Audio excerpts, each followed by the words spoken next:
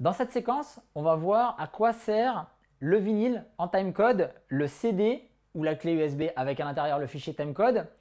Ensuite, on passera avec un fichier, avec un format un peu propriétaire par Denon DJ qui est le mode hybride. Et ensuite, on terminera par les Pioneer qui ont une prise USB à l'arrière pour la partie HID. On va commencer par le timecode et savoir exactement ce que c'est. Lorsque l'on utilise Serato DJ, on a besoin évidemment de communiquer, que les platines en fait communiquent avec le logiciel. Donc pour ça, on passe par, on l'a vu tout à l'heure, un boîtier, une table avec le boîtier intégré ou le contrôleur. Le timecode en l'occurrence permet justement de contrôler sa musique via les différents mouvements avant et arrière, également la partie donc pitch pour la synchronisation, et c'est ce qui remplace finalement votre vrai fichier, à l'époque un vrai vinyle ou le CD.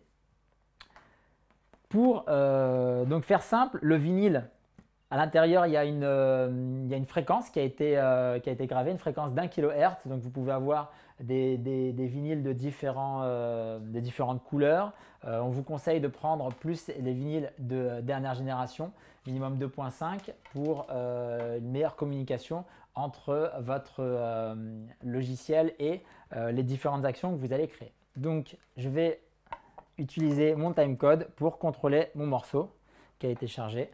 Donc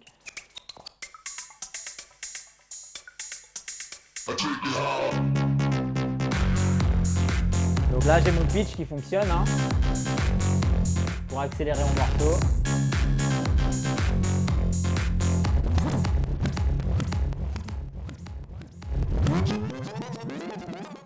Voilà.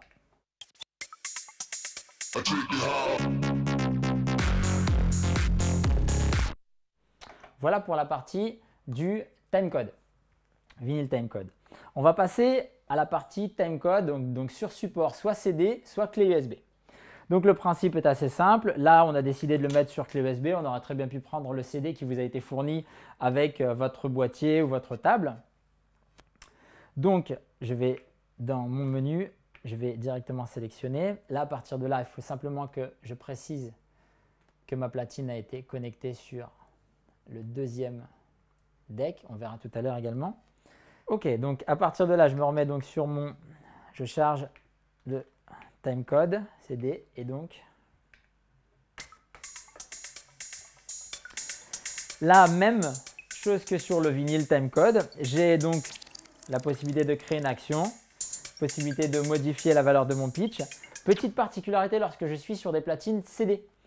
N'activez pas le master tempo. Pourquoi? Étant donné que j'ai une fréquence…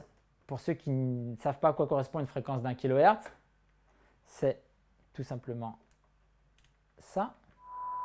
Voilà, ça peut être un peu désagréable, mais c'est une fréquence d'1 kHz. Lorsque j'ai mon master tempo qui est activé, on va réécouter la fréquence. Si je modifie donc la valeur de mon pitch, ben, qu'est-ce qui se passe? Je n'ai pas de modification. Pourquoi? Parce que le principe du master tempo, c'est de conserver la même tonalité et d'accélérer ou ralentir mon morceau. Étant donné que ma fréquence est dite pure, il n'y a pas de timbre, on est juste sur une notion de fréquence, donc il n'y a pas de variation. Donc votre pitch ne fonctionnera pas. Mieux vaut utiliser le master tempo du Serato que vous retrouverez ici. Vous l'activez et vous enlevez le master tempo de votre platine de telle manière à pouvoir… Vous entendez bien la variation. Et là, je repasse sur mon Serato pour pouvoir contrôler mon morceau. Et là, je peux également accélérer ou ralentir mon morceau.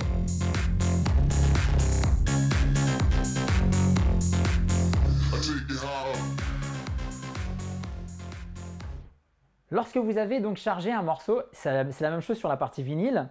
Si vous êtes à la fin de votre fichier.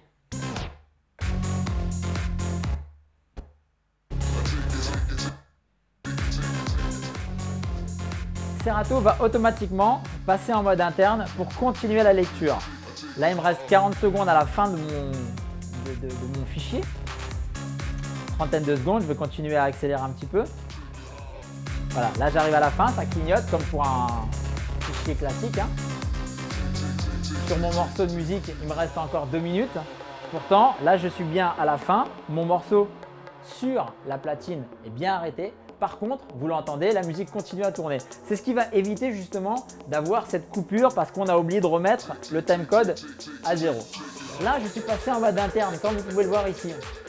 Par contre, dès lors que je vais repartir avec mon timecode au début, automatiquement, Serato va analyser que mon fichier a été remis à 0 et donc va me repasser en mode relatif et je vais pouvoir reprendre la main, à savoir accélérer, ralentir, scratcher, modifier la valeur de mon pitch, etc. Petite technique que vous pouvez utiliser, c'est faire une boucle. Voilà, à partir de là, j'ai fait une boucle, peu importe la valeur, hein, et donc vous pourrez accélérer, ralentir et vous n'avez plus à revenir au début. Ça, c'est une petite particularité que l'on peut faire avec des platines CD, que l'on ne peut pas faire évidemment avec la platine vinyle, d'où l'intérêt de revenir au début. Et petite technique en plus à ne pas oublier, c'est nettoyer évidemment votre cellule puisqu'il peut y avoir un amas de poussière. Et donc, ça peut altérer le son.